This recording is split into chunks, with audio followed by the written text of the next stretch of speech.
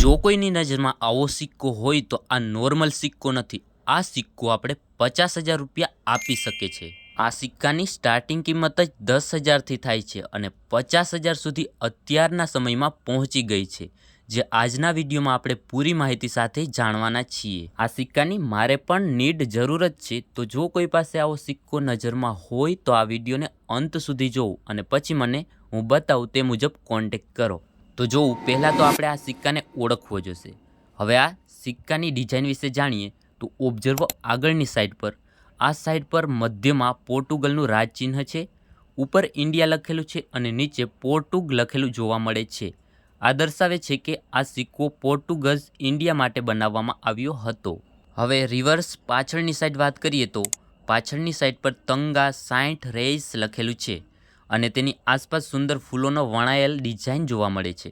આ સિક્કાની કેટલીક ખાસ વિગતો: મેટલ એટલે કે ધાતુ આવે છે કોપર, તાંબુ. વેટ એટલે કે વજન આવે છે 38 ગ્રામ અને સાઇઝ 37 mmની આસપાસ.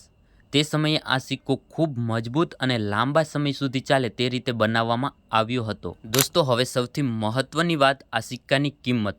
જો આ સિક્કો સામાન્ય સ્થિતિમાં હોય તો 10,000થી 20,000 રૂપિયા સુધી, અને જો આ સિક્કો સારી કન્ડિશનમાં કોઈ પાસે હોય તો 50,000 અને 50,000થી પ્લસ પણ મળી શકે છે. પરંતુ યાદ રાખો, સિક્કાની કિંમત કન્ડિશન, રેરિટી અને માર્કેટ ડિમાન્ડ પર આધારિત છે.